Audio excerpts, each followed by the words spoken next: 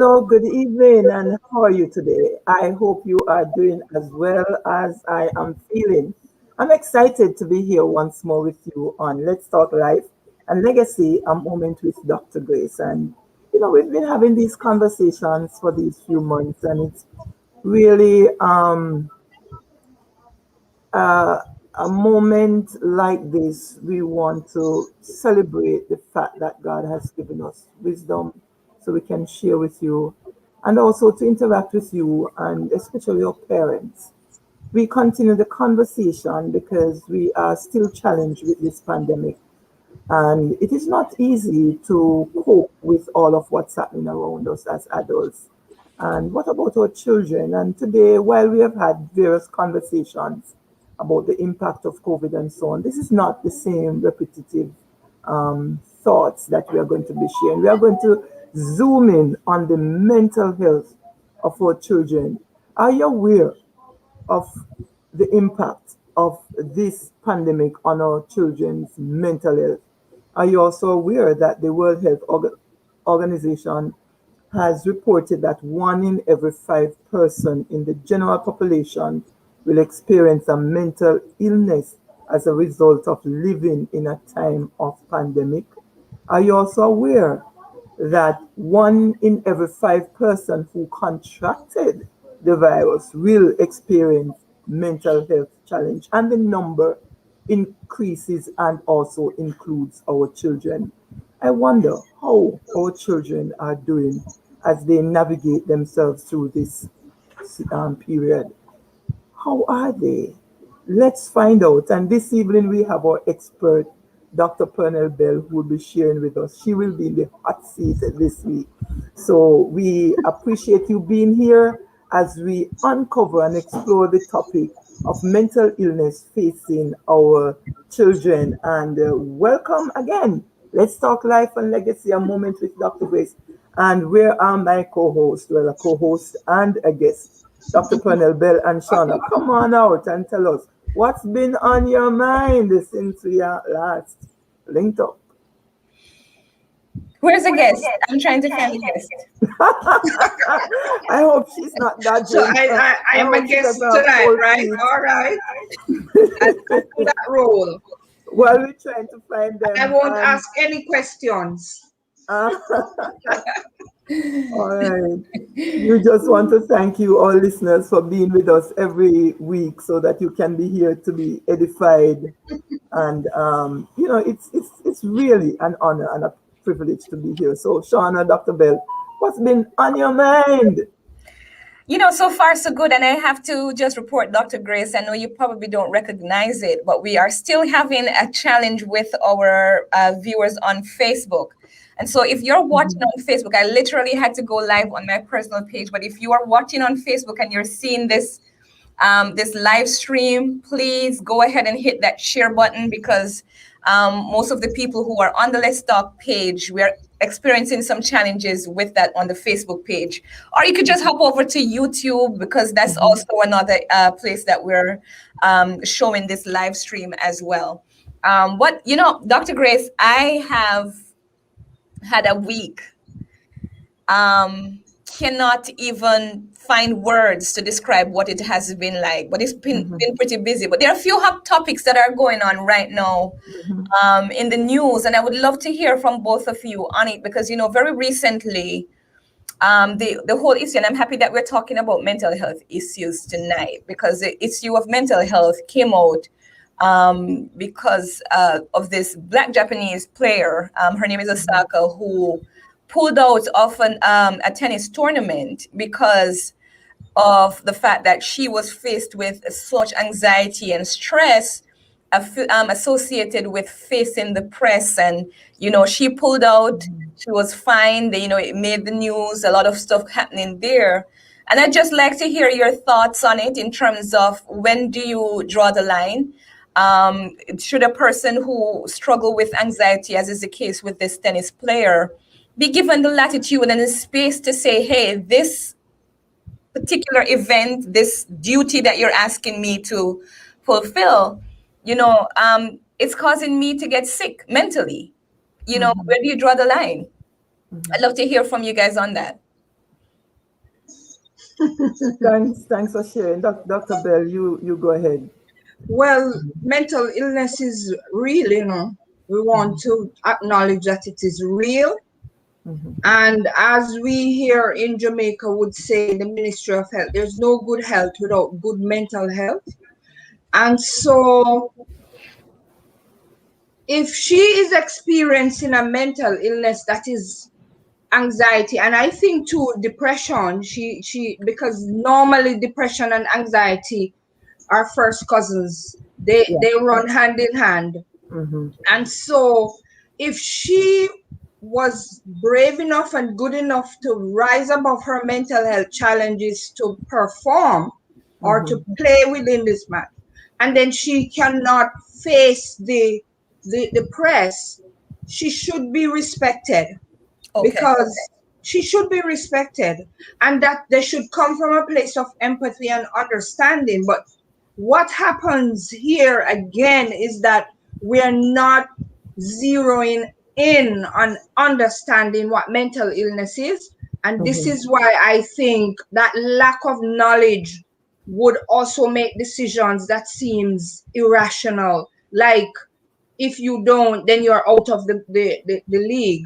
She did the right thing, which was to protect and guard her mental health, because as we said, there's no good health without good mental health. health. And I'll support what you're saying, Doc, and just say, you said they are cousins. I wouldn't even say they are Siamese twins in some cases because of how they interact. And we have a tendency to treat physical ailment with a sense of urgency. If a footballer is on the field and they get a broken ankle, what do? Do they push them and ask them to continue to play? And well, I use football. That's a very good point. I must be because in the US football you use your hands, and in Jamaica we use our feet. So if you break a limb that is vital, what do? They immediately gather all the people, they put a cast on it, and they fix them, and they pull them out of the ring. They pull them out of the game, and they have to go recuperate. That's the same way we need to treat with mental health. We cannot compartmentalize and separate it and think that it's going to be something whoosh, it just happen and it's going to be taken care of. And one of the things that I was looking at this week, it's a book that was written by Oprah and one doctor. His name slips me right now. But the title is What Happened to You? And the idea, which I found fascinating, and that was another shifting paradigm for me for this week. When something is going wrong with someone, instead of saying, and I'm going to use a Jamaican, what wrong with you, Pitney? What's wrong with you? Well, you don't want to do this. And in our context, for those who are listening outside of Jamaica, all I'm saying is, you're asking the person, what is really wrong with you? But we need to shift that and ask, what happened to you? Because every reaction, like this young lady, everything that is happening is a result of something that has happened to her. We do not know the fears, we do not know the root cause of her challenge.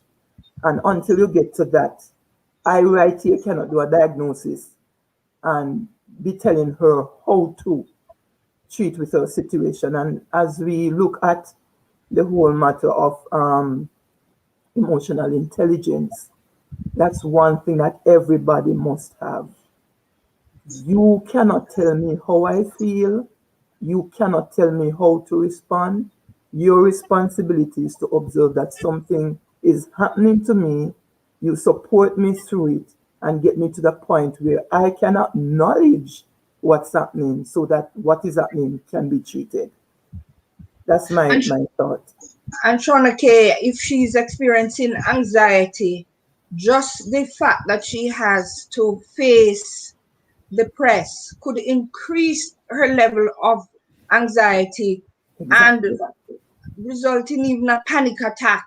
Mhm. Nobody, that's one of the most dreaded things that could even happen to anyone. And so, again, it's a lot of awareness. We need to Mhm. be out there pushing Mhm.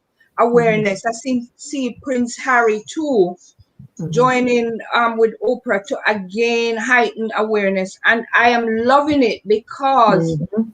we really need to get to that point where when we talk mental health issue, it is not something that has a stigma attached to it, nor it should be understood, because it's a real life. Our work as psychologists and psychiatrists should also be recognized and put on very high levels, because Yes, Mhm. yes. we want to prevent as well as treat with these Mm. mental health issues. Mhm. And I'm glad you raised that point, Dr. Bell. I'm going to come back right now into asking you about, as you talk about awareness, the Northeastern Regional Authority under the guidance of the what you all did a very good conference recently, the impact of COVID-19 on children and adolescents' mental health.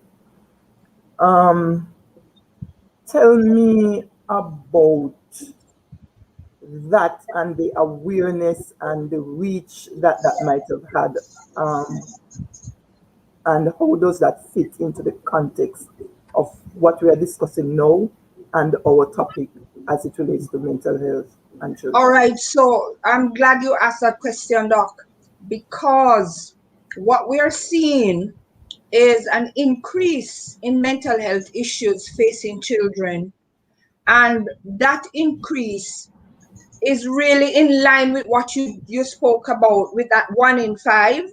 So it Mhm. means 2 in 10 persons. And interestingly, I would like to add too that on a normal basis without a pandemic, 1 in 4.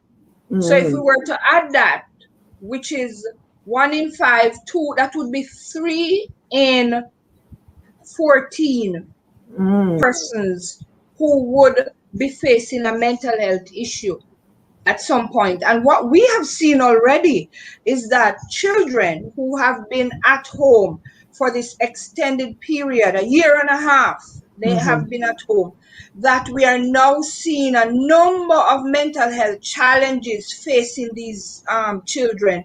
And Mhm. so that conference, maybe 2 to 3 weeks ago, that we had, with Mhm. you being one of those presenters, Dr. Kelly, was actually trying to bring into sharp awareness those mental health issues, and Mhm. also wanting the Ministry of Education to be aware. We want the Mhm. parents to be aware, and also the Ministry of Health, so that they could put both psychological, psychiatric, and Mhm. psychosocial responses in place to be Mhm. able to help these children. Okay.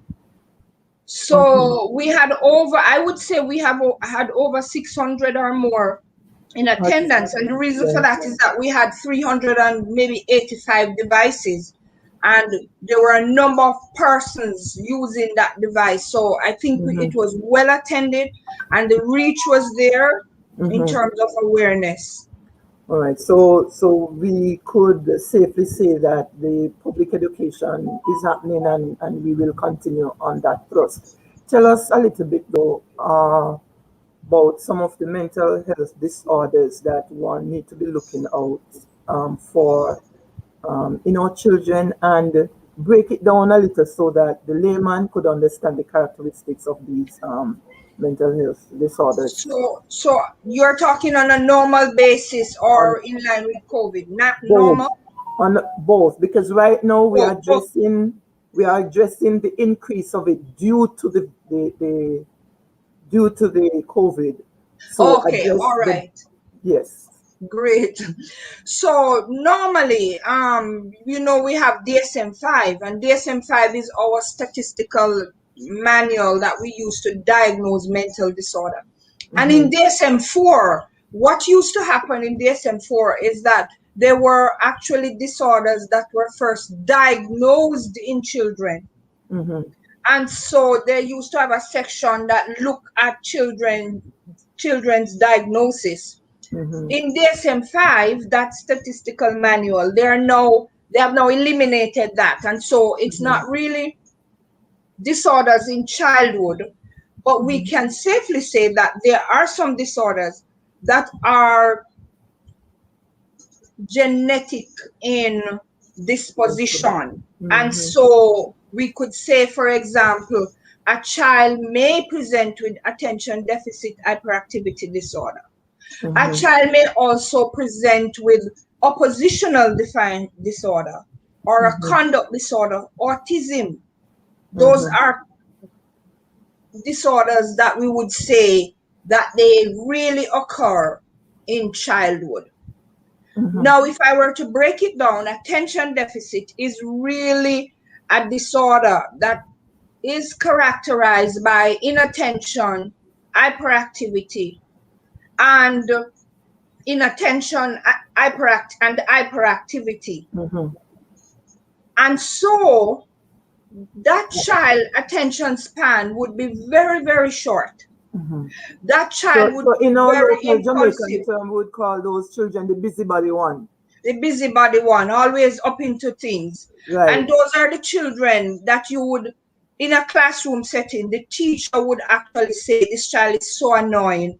They want to sharpen a pencil when it's not time to sharpen a pencil. They want to go to the bathroom when being seated is required. So they're doing everything from that impulsive, hyperactive, and inattentive space where they're impulsive. That means they are going to put their hands up, and if they put their hands up, they're not called, and they're going to speak out of turn.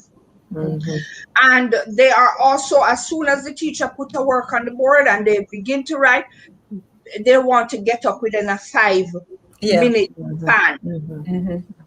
And that they are hyperactive, so they are not seated. It's always feeling like they're on the go. And so teachers will find that very difficult. You're also saying that this is also magnified. It becomes more recognizable by parents because the parents now have the children at home for longer periods. But more so, it's usually the teachers, because in a school setting, being seated and paying attention is what is desired. And when a child is not setting himself in that mode, then it becomes apparent that the child may be experiencing this impulsivity, hyperactivity, and inattention. Okay. Sometimes this ADHD could also be ADD, which is attention deficit. And this is the inattentive type, where the child is not hyperactive, but the child is inattentive, meaning that their concentration becomes very shortened and they are unable to stay focused for long periods. Then there is, go ahead, Shauna K, you wanted to ask a question. Yeah, you're talking about all of this stuff, and it's almost like I can picture some kids in my class who were like that. And it's just interesting because you talk about the awareness and how, teachers who are not really able to diagnose these issues, back in the day, they used to use corporal punishment to try to keep these kids in line. Do you think that there was some abuse there because of the lack of knowledge for these kind of students who would have had this challenge clearly, but the teachers would not have known that? Absolutely. Because even now, in context, teachers are still labeling children who present with symptomologies like those as rude. Them don't have no brought-upsy. Them parents don't treat them well, and the different reasons are given, except the scientific reason behind this child behavior. So you are right, and even today it still happens because, again, is a lack of awareness. There are other disorders too that we haven't mentioned, like oppositional defiant disorder, and this is a child who is given to defying authority. That child seeks out to be oppositional and defiant to authority figures, whether it's the principal, parents, whoever else is exerting that level of authority, and they're easily annoyed and they don't respond readily. So this is a child you would call a disobedient child, but to an excess. Yes. And then a conduct disordered child is one who we could label as more a cruel child. That child will hurt people. They will Mm-hmm. kill animals. Mm-hmm. They will commit sex crimes and so on. And this can begin for all of these disorders from age 6 upwards. Mm. Dr. Wow. Bell, I know that I have, since I met you, you referred to some of the material and the resources that you yourself have, added to the collection of other resources that's available for teachers and so on. Tell us, what was it that motivated and drove you to first of all write this book, and what are some of the issues and mental health disorders that you address in that book? Okay, so I don't know if you guys know, but I was a high school teacher. I am still a teacher, but at the tertiary level. And so for me, when I became a psychologist, what I was seeing was that teachers were actually labeling these children who were presenting with the problems that we just mentioned, the mental health challenges that children were having, and they were labeling them as rude. Many of these children were actually expelled from the school system because of their behavioral pattern. And so when I saw that, I actually did a research, and the research showed that teachers didn't have a clue as to the psychological as well as psychiatric causes of these behaviors. And so that led me to write this book, A Teacher's Guide to Understanding Disruptive Behavior Disorders, where in that book, what it did was to explain in detail the characteristics of the disorders, what teachers should be looking for, and it also looked at treatment modality that the teachers, parents, and so on could actually use in the classroom to help. It Okay. also outlined the steps that teachers had to do or make when they recognize children with these disorders, and how they should get them diagnosed, because they're not the ones who should diagnose, by the way. They should only see the characteristics and then make the appropriate referral to the guidance counselor. Guidance counselor make the referral to a psychiatrist or a psychologist, who would then do the diagnosis and then put a behavioral program in place to help. And also medication is also another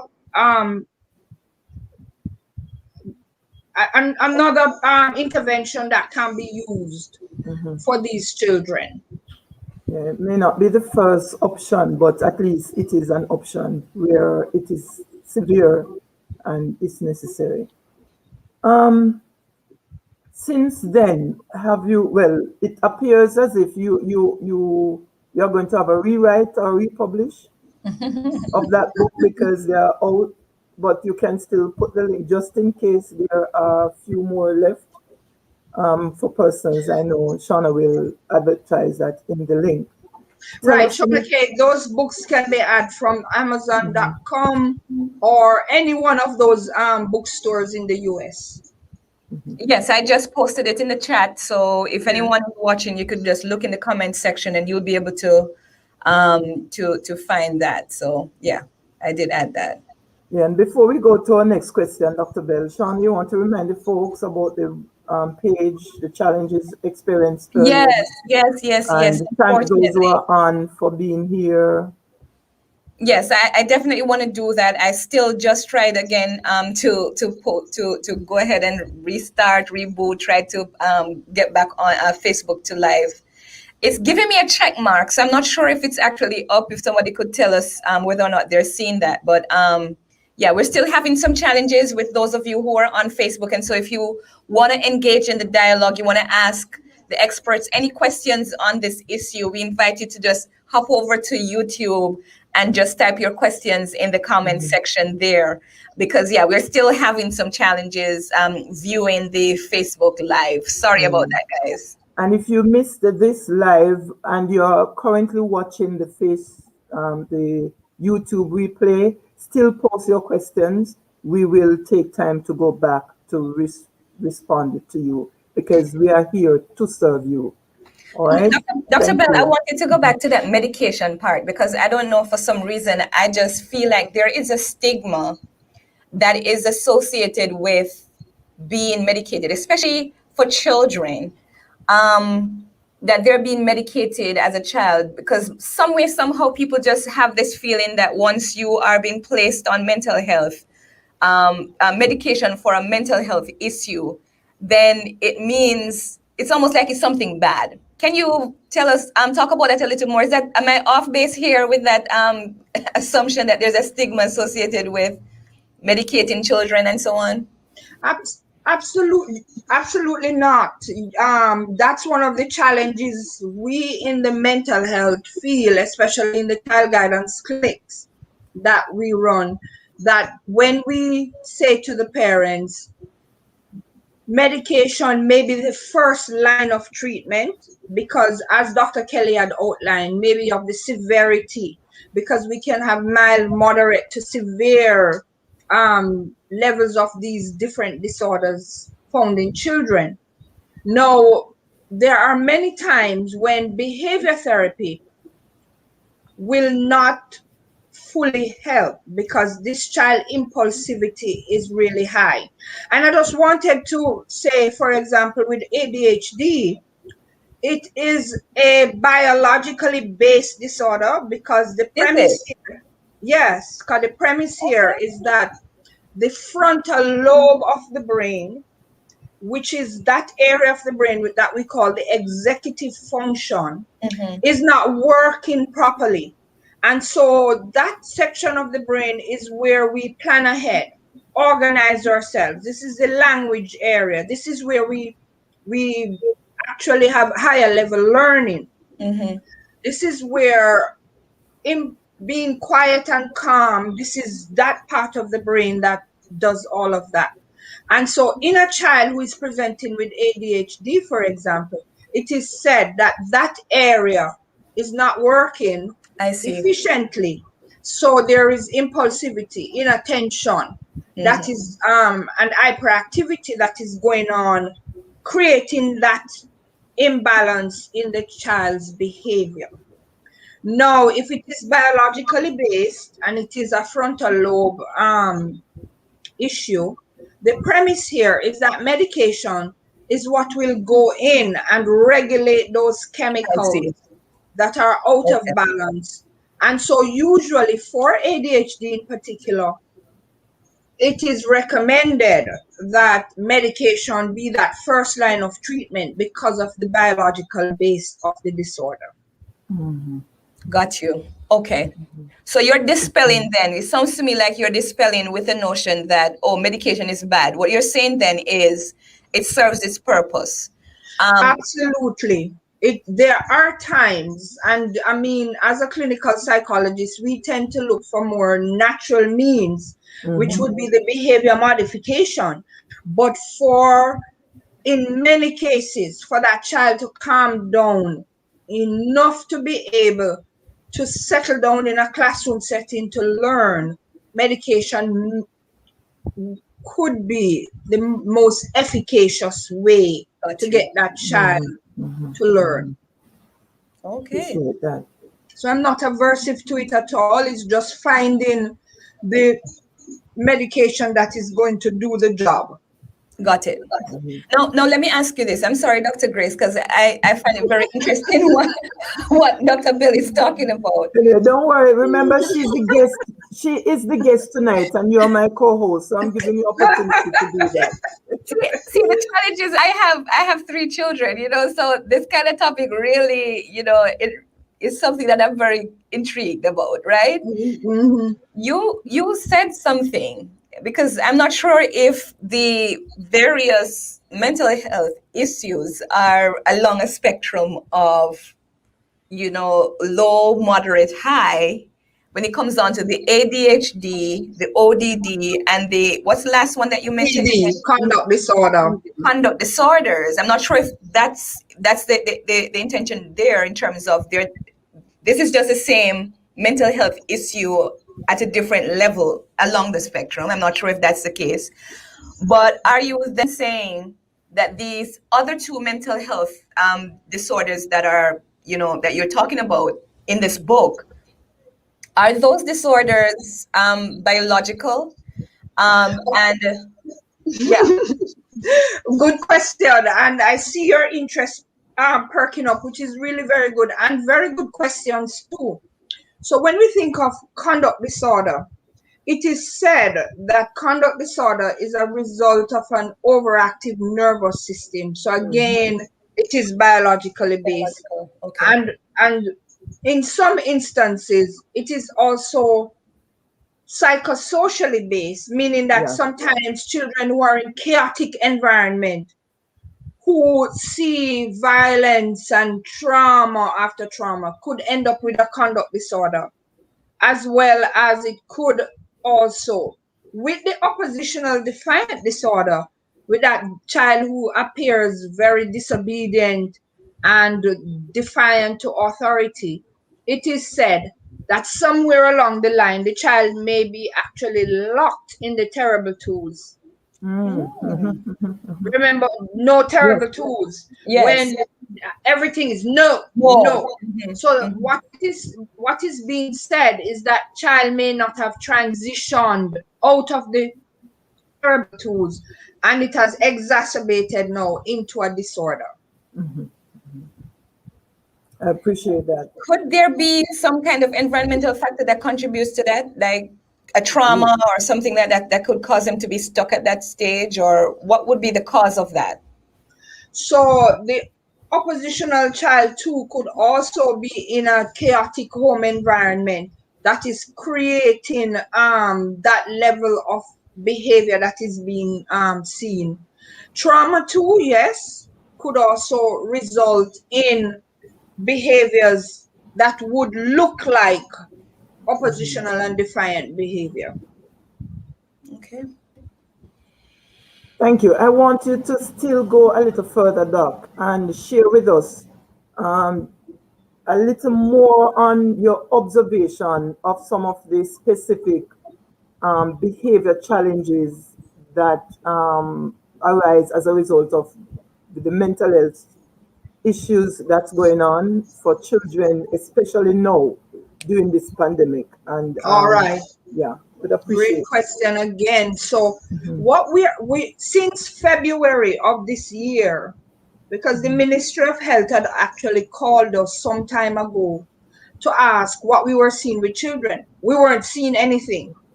But after a year, about February, what we saw was an increase in children and adolescents coming into our child guidance clinics. And what were we seeing? One, we were seeing children who were developing anxiety disorders, afraid to leave the house. They were developing social phobias, and not even outside of the house they would want to go. We Wow. were also seeing children who were developing sleeping disorders. They would be up during the night on gadgets and then sleep during the day. And so that meant that they would be now not in school because their sleep patterns had changed, Disrupted.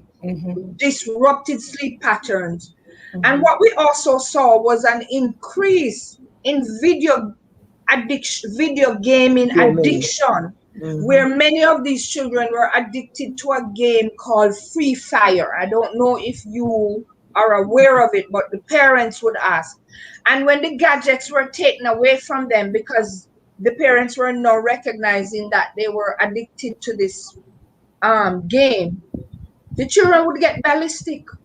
I mean, they would become aggressive. In one case, there was a child who went out and stoned the house because the mother took away his gadget.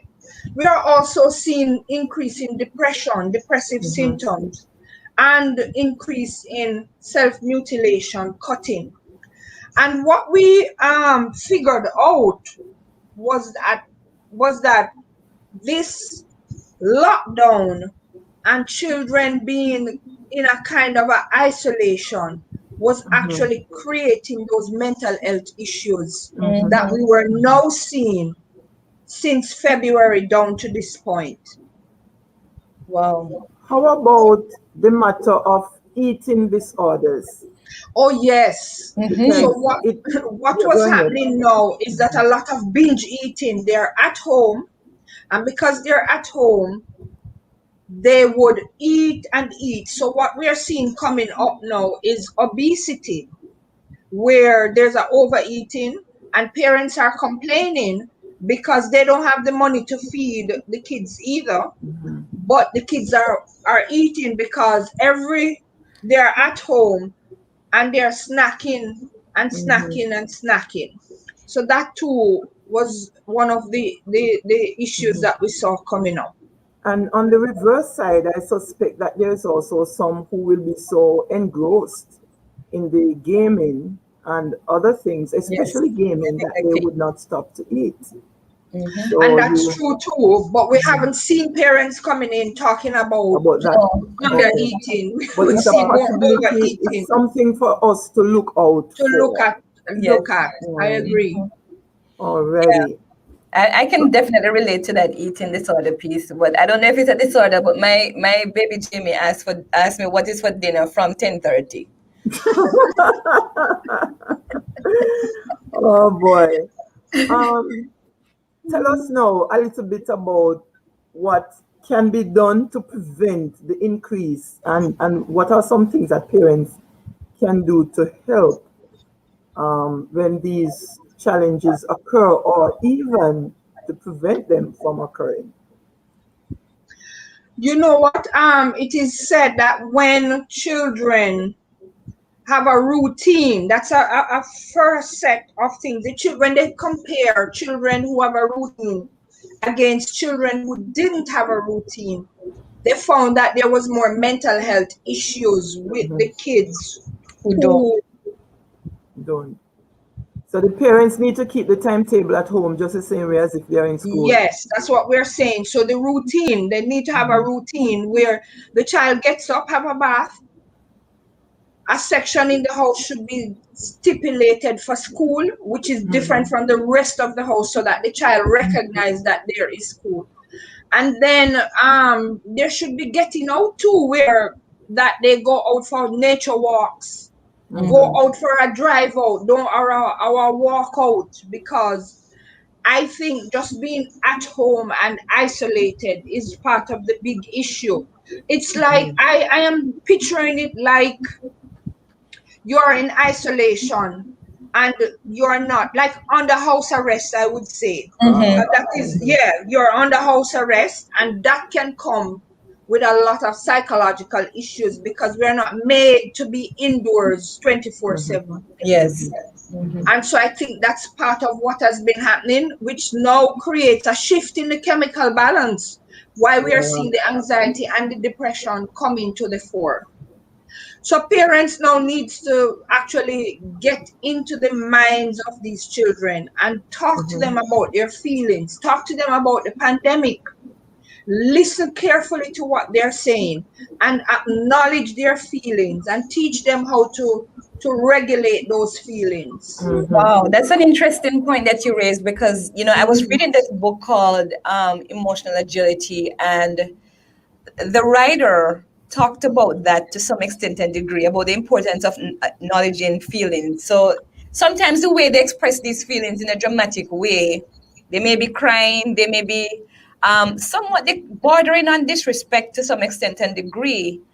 I think there's also a space there for parents also to sort of take their egos out of it sometimes and just listen, you Yeah. know, ask more questions about, why they feel the way they do. Why are they saying the things that they're saying? before you start getting your feelings hurt about, oh, why are you talking to me this way? No, And let then me correct that before it goes too far. You never ask a why question. What's Mm. happening to you? What caused you to be acting the way you are? Use what? Because when you use why, it puts them in a defensive mode. All right. Yes. So okay. ask about what. Yes. Also, um, if you don't have the language, find a way. Thank you, Pastor Chambers, for those thoughts being shared. Um, if you don't have the language, find a way. And Dr. Bell, you have not just that book up for teachers, but you have written some other books. And I know you have one, even one with poems that can express feelings and so on. So if they don't have the language, use the material that they have access to. So you take a book and you read about this animal, but it's not really about the animal. And continue to tell us about your our book. I won't share too much. All right. I just want to say to what Shauna K was saying is that parents need to connect before Mhm. they correct. Yeah, I Hmm, like I that. love it. I Thank like you. that. Thank you. You I like qualified that. it. Yes. So they connect before they correct. And I also want to add some more before I talk about the therapeutic books. I also want to add that parents, as Shauna K was alluding to, rather than start an argument, suppose the child is not wanting to do chores, waking up late and so on. One of the things that parents can do is, rather than take the time to argue, is to redirect. So if it is that they don't want to do chores, let's do the chores together. Mm-hmm. Let's cook together. Let's have a cooking show together. And I find that that connecting with the child rather than arguing would help to alleviate some of the issues that would be there. So Mm-hmm. we really want to encourage that. And Dr. Kelly, what I did, even out of that, recognizing that children go through all kinds of different mental health challenges and psychological issues, that I'd gone ahead and written a series of books.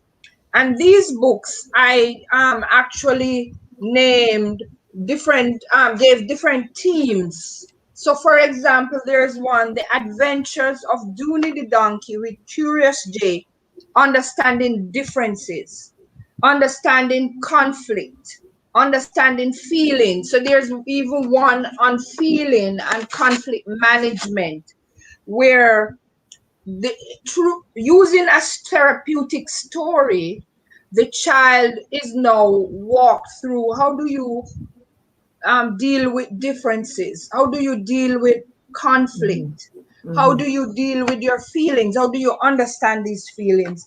And then there's also a book that speaks to even how do you know your body parts and good Mm-hmm. touch, bad touch, Mm, how to problem solve, how to regulate your emotions. So that the series of books is really telling the story of a donkey who was really very, and a little girl who is curious. So Mm-hmm. the story is now being seen through the eyes of this donkey, Mm-hmm. telling the different stories of how he navigated himself through feeling, conflict management, and so on. And Mm-hmm. then there is this book about my first book of relaxation techniques in children. Mm-hmm. mhm. So right now, this book would be very useful for During this time. children who are now going through this pandemic, to be able to learn how to regulate their emotions so they Mm-hmm. are staving off depression and staving off anxiety feelings. And I appreciate that, and that's what I meant. If you can use these books to make the connection. So if the parents don't have the language, if they don't understand how to treat with this, they can use the stories to connect with the children so that they can, Absolutely, yes, so they absolutely. work through it. together, because storytelling is Absolutely. very powerful, and children value that when their parents can interact with them at that level. So thank you for Absolutely. expanding on that. Yeah, so we want to definitely invite those of you who are on here who are listening. If you have children, what an excellent discussion that we're having about mental health issues. And you don't have to look too far to get some helpful resources, not just for you, but also for your children. If you're a teacher, once you interact with children, these resources are resources that we believe can help you to navigate the very difficult challenges associated with child mental health issues. So you guys are From our watching. own Dr. Pearnel Bell. Yes, yes. For us by us. Just want to invite those of you who are on here to go ahead and post your questions in the chat, because we're approaching our speak up segment on Let's Talk Life and Legacy, a moment with Dr. Grace. And ladies, we do have some questions here already, so I hope you are ready to answer those. Grim Reaper was the first person to post a question on here, Dr. Bell, and he wanted to ask a specific question about the SSRI medication for mental health issues. Do you have any answers? Well, yes, they Sure, wanted sure. to ask a question about that particular medication. Sure. So SSRIs are selective serotonin reuptake inhibitors. And usually they are, for example, depression, because the premise of depression is that there is an imbalance in serotonin. Mm-hmm. There is a depletion of serotonin, and that depletion results in um, sad feelings, depression in individuals. And so, what the medication does is reuptake, that serotonin reuptake inhibitor. So, it takes up the serotonin, put it back in the snaps so that the person can have that good sense of Balance. well-being. And Mhm. so it's important that we understand the workings of these medication and how they can help. And so, for example, a psychiatrist will, using age, body weight, and all of that, will be able to Determine. effectively prescribe the relevant Appropriate dosage dosage. for that person Got to you. feel better. But these are the medication that would be used in the case of depression. Okay. We have another question here from Dr. Canute White. He's asking a question about the percentage of children who struggle with conduct disorders while they're children. How many of them have kept this throughout their adulthood years? And could that be with antisocial personality disorder? And I'll go a Well, little further to ask if, these are the same people that become, serial killers and so on. I don't know. all right. So at one point in again, I quoted from DSM 4. DSM Mhm. 4 used to have antisocial, conduct disorder as a childhood disorder. And then when the child turns 18, if they still present with those behavioral issues, it would then transition into antisocial personality disorder. Now, a child can be given a diagnosis of an antisocial personality disorder from very early. And so that transition is not now necessary according to the DSM-5. But in the past, many of the persons who were found to be in prison were persons who from very early in life were presenting with conduct disorder, and then Mhm. it transitioned into antisocial personality disorder, and many of them ended up incarcerated because they were doing things that we would deem criminal, Mhm. hurting others, rape, stealing, attacking others, killing animals, and so on. And that now would transition into adulthood. Mhm. Dr. Grace, So have anything to add? to that answer? Just to say within the context of what Dr. Bell has shared, with the conduct disorder in adulthood, most of those persons have issues maintaining a job, maintaining effective relationship, and as she would have mentioned, they are involved in a lot of antisocial behavior that turned out to be criminal. Okay.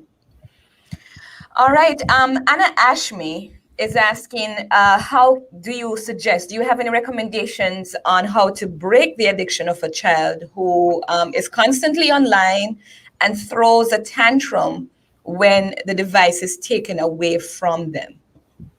So, I think one of the things that we want to begin with, though, is that children, like I have seen parents giving children 1, 2 year old a device, it becomes the babysitter. Yeah. And so, if you're doing that and the child find that very interesting, because technology can become very, very addictive. And so, to me, from preventing this addiction, children age 2, 3 should not be on a device. They should not be introduced to that device so early, no matter what. Screen time should not be for those age. And then from the very beginning, parents should regulate how the device is used. And Mhm. so that child cannot be left with a device for the whole day. Mm-hmm. So from the very inception, to avoid the addiction, parents should say, all right, you now have an hour. Mhm. And at the end of the hour, you're going to hand back that device. And parents really should make these educational Mhm. when the child is using the device, because after a while what happens is that these devices become a threat. Up to today in my office, one young girl was sending nude pictures to somebody who lured her into doing that. So what we want is to ensure that we're regulating from very, very early the use of these devices, and that the devices should not be left up to the children. So if this child has become addicted, now the parents need to connect before they correct. And so that connection would be to begin to explain the consequences and the dangers of being addicted to this device, and then gradually detox the child from this Got by you. now regulating Regulating. the use of it. And if the child throws a tantrum, this is when you do not pay attention. Make Mhm. sure that the child is safe, not banging head or hurting himself, but tantrum after tantrum, you do not pay attention. You listen it out until the child recognizes that throwing a tantrum will not work with the parents, and I'm not going Mhm. to break, and you're not going to get back this device because you're throwing a tantrum. When the child stops throwing the tantrum, that's when the parents go back. Pay attention at that time when the child is regulated and calm, and Mhm. again explain why this device is being taken away. Got it. Yeah. Doc, I appreciate what you have done. You have explained the very ideal situation and what needs to happen. But the truth of the matter is, there are some parents who are so frustrated with life that to just quiet the noise out of their heads, they will react to the tantrum. So in a situation like that, I appreciate what you have shared. It's valuable, and that's the ideal. That's what we need to strive for. So we have to manage the schedule. We have to teach self-control, self-respect, and other respect. Because if the child appreciates and knows what self-control is, they'll be able to manage themselves. And you have some persons or some children who sneak and hide and do things. My approach to those things, if I see a child having to hide to do something, I'm upfront. Don't hide from me, because you are to be doing this because you want to, not because I asked you not to.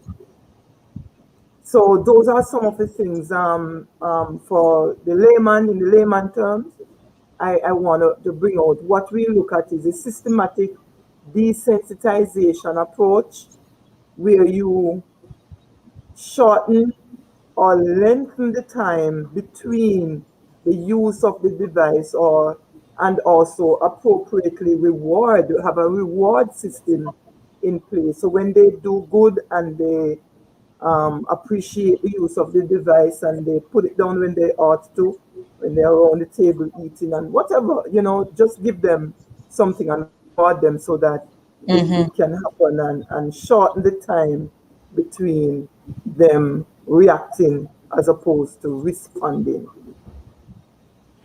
Wow, that's an interesting point, Dr. Grace, because I had a very yeah, most of my children, to be honest with you, I didn't want them to become addicted to the device, and so from very early, I started Yeah. to sort of try to regulate that. My youngest, however, got through because I was full time, working full time and everything. And, the situation was such that he ended up, started to use the device. But what I found that works, and I don't know about anybody else, is that, and probably Dr. Bell, my method is not the best one. I literally say to him that this thing is not good for your brain and it causes you to forget things, Mm-hmm. and it causes you to not remember important things. So there are things that I'll point out that he would have done during the day, and I'm saying, this is probably because you watch too much TV, why you forget to, because sometimes I'll send him for stuff and he'll just walk off. Like he'll run like he's gonna get the stuff, and then he'll just walk off and not return with it at all. So I'm like, you need to stop watching so much. Interesting. Mark you, he's 4, but I think he's getting it now because he doesn't want anything to happen to his brain. And so whenever I say to him, it's time to get off the device, and all I have to say is, remember your brain, he hands it over to me. So I don't know if that's the right approach to take, Dr. Bell, but that's what I've Well, been. It's a workable if one. it's working, it's the right approach. It's a workable one. That's what No, I but would I say. have to say though, Mhm. coexisting with this technology and listening to the data that's coming out in terms of the rate of depression that's affecting and impacting those children that spend more time on the devices, it's such a huge battle for parents to navigate, especially when both of you are working, both of you are busy. Sometimes that really does come in handy, but it really is a struggle. I cannot deny or even put up a facade here. It really is a struggle. Right. We appreciate that expanded view, Shauna. And I see Oral Kelly. Oral has written a question here. Dr. Bell may want to take this, even though I could answer. Please read, Shauna, the younger It brain. says, it says, do you believe that technology and the advancement in our society has a big impact on our mothers and fathers, which in today's world that is causing our children to become victims of, the changing world? And, that's pretty much speak to what I was talking about earlier with Baby J. But yeah, do you believe that the technology is doing that? You're Sorry, hold on muted, one Doc. second. Go ahead. I'll, I'll, I'll start out by talking about a case I had today. Um, Today's Wednesday, so normally I don't deal with adults. It's usually children that I deal with on a Wednesday. Now, here comes a parent who is saying that they have a child who is actually addicted to the technology. Mhm. He plays that same game, and his focus is always on the technology. So when I asked the mom, how old is this child? 18 years old. 18. 18. As an adult. So that's an adult. But the whole idea of us growing the children in this changing world is just that. So that 18-year-old, I said to the mom, I ask your consent. I started out asking your consent for this session, but I am very sorry, but you're not the person to give the consent. It would be him, being an 18-year-old. He would be the one who would have to give the consent. So we are growing these children in a way that they become children for far too long. They become irresponsible. Can you imagine a mom setting an appointment for an 18-year-old who is addicted to a game? So to me, he's been placed in a child role, and he's going to be in that role for how long? For a long time to come. So I had to, and when I asked the young man if he was having any challenges, he says he doesn't know.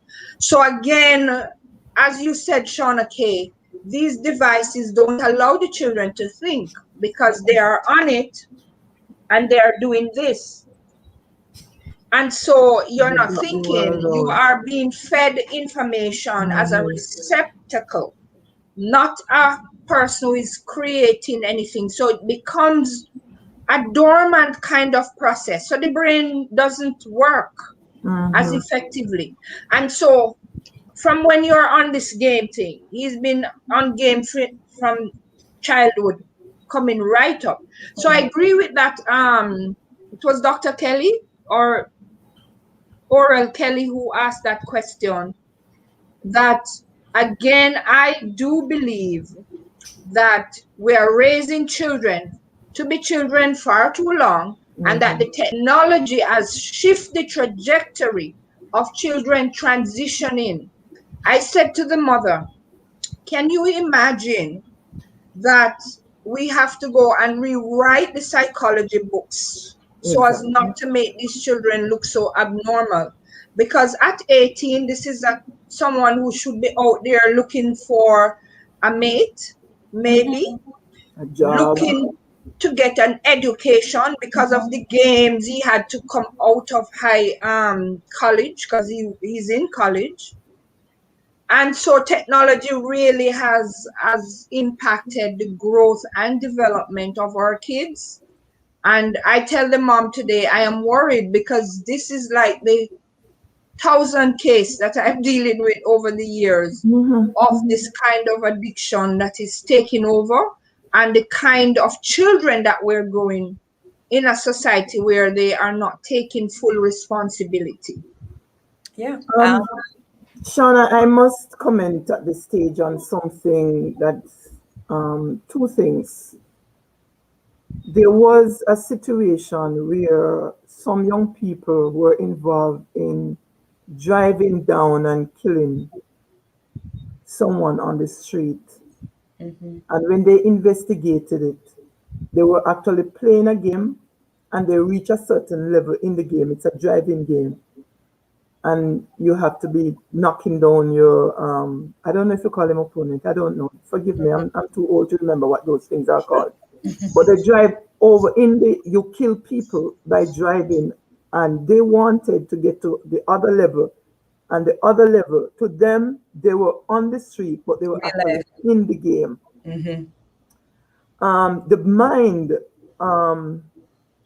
95%, I think, of what you do, it comes out of things that are riveted in the subconscious mind. And how do you feed the subconscious mind? You feed it by repetition.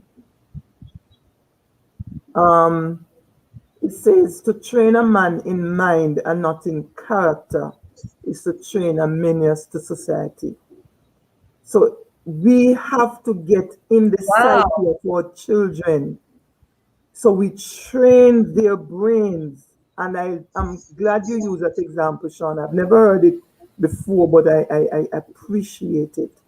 Help them to train the mind to think and not having anything else to control them. And I want to go back, and while it may seem Yeah, I want to go back to your books, Doc, Mm. because one of the ways in which we get into that space It's through to reading. fill that 95% is to fill it with the word of God and things of value and of high Knowledge. moral Mhm, standing. mhm. If we don't teach our children, have you recognized that children can't dream and imagine anymore? Luckily, there are some of them who, because of the interaction with the game, they can use it. And they are very good in balancing the two. But there are some persons, they will tell you, I can't control my brain, I can't control my mind, I can't control what I'm saying, I can't control what I'm doing. Unless we get to the point to retrain the brain of our children, we are going to be in serious trouble. Yeah, I agree wholeheartedly, and some of the actual work that I've done in this space came out of my own personal experience in terms of my interaction with media. And I was sharing that with Auntie Grace just recently.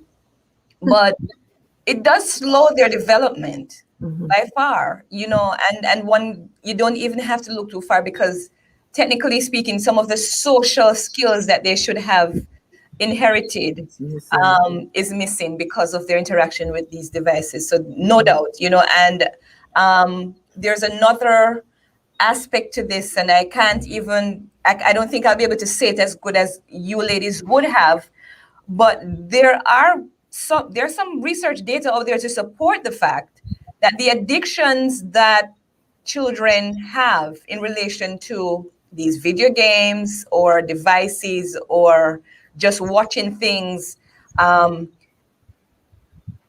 the same kind of response that we get when people are watching pornography or taking drugs, Mm-hmm. that release of that dopamine Mm-hmm. comes out the same way when they're winning at a game. And if you, Exactly. you get into the psychology behind some of these these creators who are creating the games, they find ways to set it up so that you win sometimes, you lose sometimes, and it's enough of a challenge to keep you coming back for more.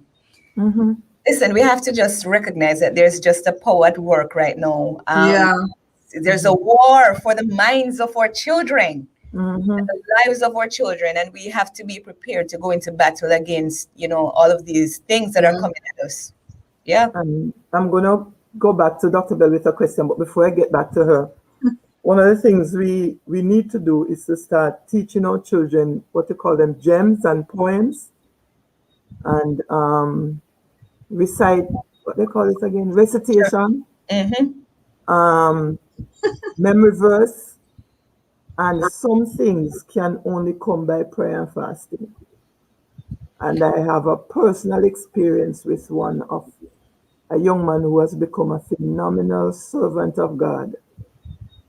When he was in his teens or early adult years, he was hooked on that computer.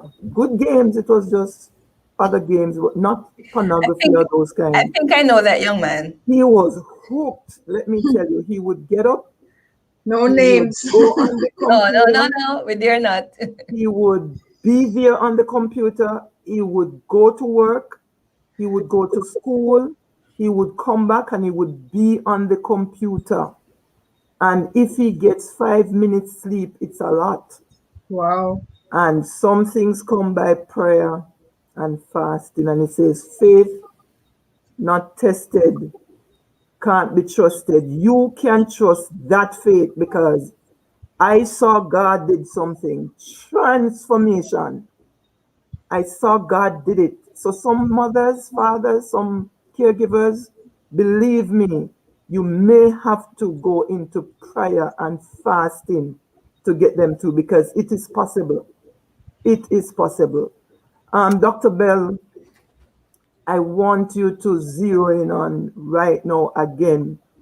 If you were to select any two of your publications that would be most relevant for what we are discussing at this time, which two would those be?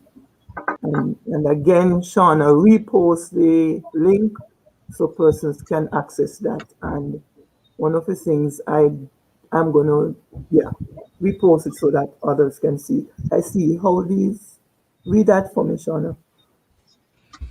Yeah, I think Dr. Grace, you spoke to one of the questions that Anna Ashmi had, but this is the second time she's posting it. So it's Okay. very clear to me that this is really a pressing question. Um, I could give some of my feedback. To be honest with you, Ashmi, I'm in the gutters with you right now. Really a challenge. But Dr. Bell said something earlier, and I want to let you know that that definitely works. The routines, sometimes it's hard for you to keep track of them, but having a routine or having the children on a schedule for chores, for spending time outside playing with the ball, for going riding, all of these things are helpful. Beyond that, if you have a child who is not necessarily one of the honest ones who will adhere to these timelines, let's say, for instance, with little supervision, this child will not want to necessarily follow the routines as it is outlined. There are some apps that you can use to help to address that. And you can just do some online research where it literally shuts down the device, If you're preventing going, the child from being able to access some of these things. They can't watch anything. Even if they can access the apps, they can't necessarily watch anything. It won't play. Or it can alert you to the fact that they're doing something on their phone that they're not supposed to be doing. So there are some resources. I could post some of those in the comment section, and I would strongly encourage you to go online and do your own research. Some of them are paid. The best ones are the paid ones. But if you can't afford the ones that you pay for, I strongly suggest that you get some of the free ones and then working along with the routine and other your regulations that you will have in the home, you will be able to, at least if you're not able to get the child to fully come off of the devices, which I am not able to do, you can reduce the time spent on it. and Dr. Bell, still coming back to you. The thing is, don't practice what you preach. Don't tell the child not to, and then you do the same thing. You are adult, you have to use the device to work and so on, but let them see the value, the difference when you are working as opposed to when you are using it for entertainment. Something that really got to me this week, I forgot how to jump. I laugh at myself. I was coming up a stairs, Dr. Bell, and I said, let me jump.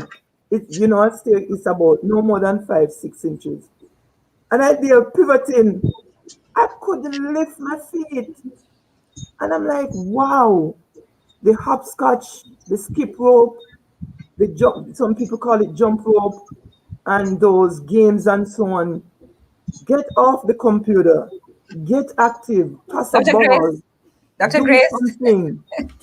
No, I'm gonna beg you, I, please, no, I please don't do any challenge. jumping. Please don't do any jumping, No, Dr. that's fine. Well, I was warned. I was very, Grace. very much warned against that.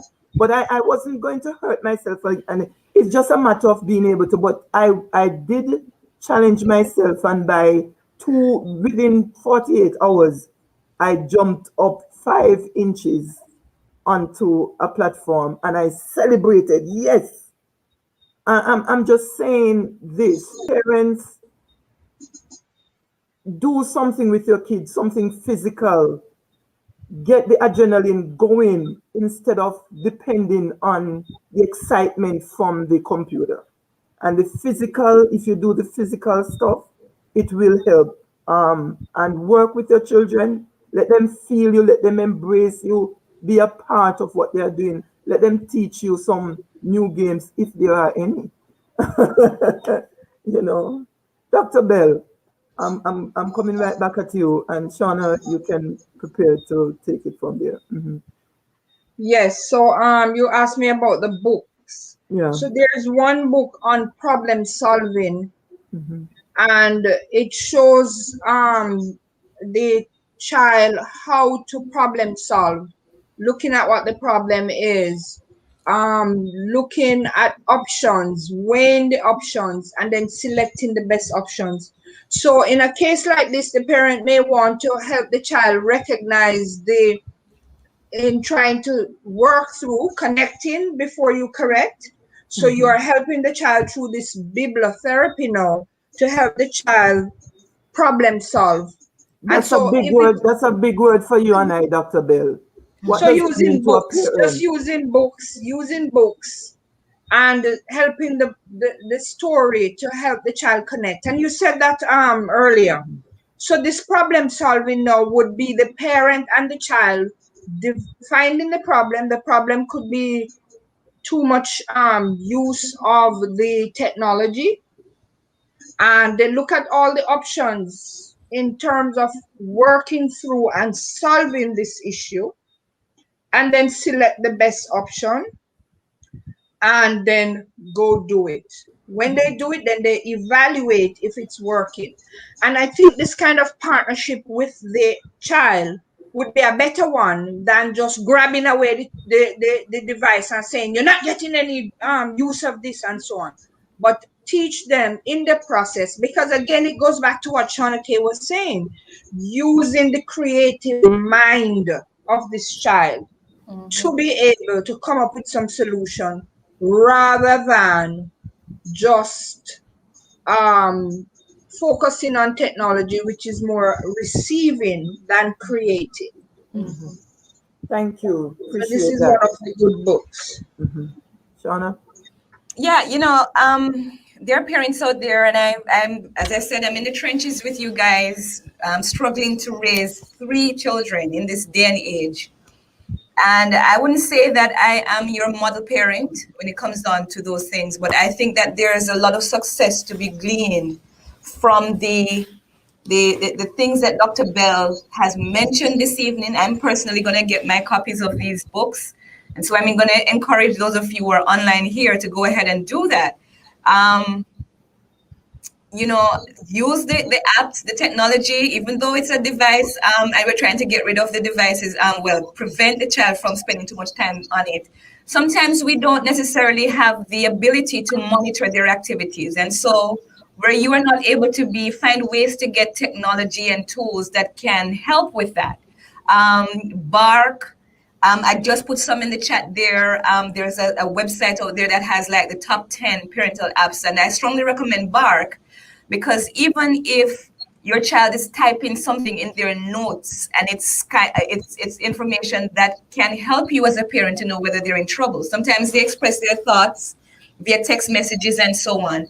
And if there's anything threatening in the content of those devices, you can be alerted as a parent. There are apps out there that can actually do this for you. There are some schools that have implemented some of these things, and I strongly would encourage school systems to look into these things as well, especially as you're on the online platform, to monitor the activities of the students while they are even at school or at home. But yeah, I definitely agree with allowing your children to be in that creative space. My daughter has a YouTube channel, and now both of my other children are looking to start using the technology for that purpose. Encourage them when they want to do those things and find ways to help them to build that and create things and put out there the type of content that's not there for them to consume. Help them to create it so others can benefit from it. Yeah, those are my few words. Thank you. And Dr. Bell, for those who are looking in, they should not mistake you as a co host tonight. They should know that you were actually our guest.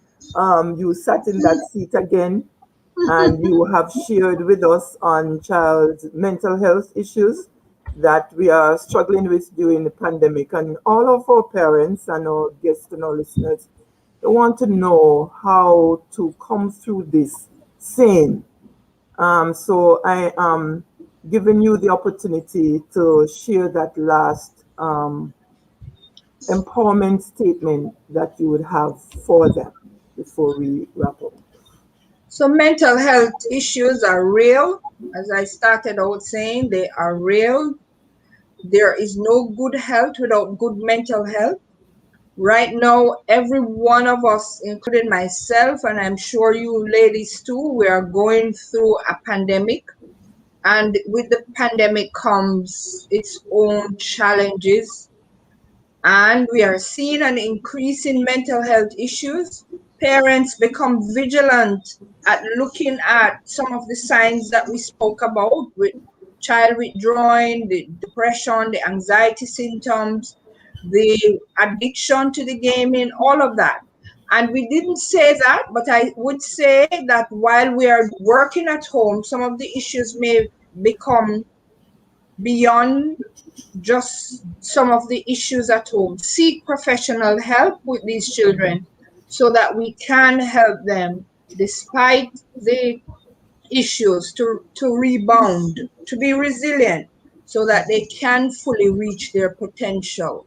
I would also like to say to please don't allow technology to be the babysitters for our children because it's Mhm. creating a generation of children who have become passive, and we don't want that at all to continue. And so we have to begin that regulating of the technology so that we are ending up with wholesome children. Thank you. I really appreciate that. And I'm sure, ladies, would you agree that we've had a very good conversation this afternoon? We did. And Mhm. yeah, I enjoyed it. Mhm. I appreciate that. And our audience, for you, you may type yes, yes in the chat if you feel that we've had a good time. And remember, the Lord has not given us a spirit of fear. No, Okay, and He desires for us to prosper and be in good health, and there can't be good health without mental health. mental health. So you have been watching Let's Talk Life and Legacy, a moment with Dr. Grace, and tonight our guest was our own Dr. Pearnel Bell, with my co-host was Mrs. Shauna K. Pottinger. We appreciate you being here. Share this link, subscribe to our page, making sure that you'll be the first to know when another video is posted. And this is how we end. We say, Ta-ta. ta-ta.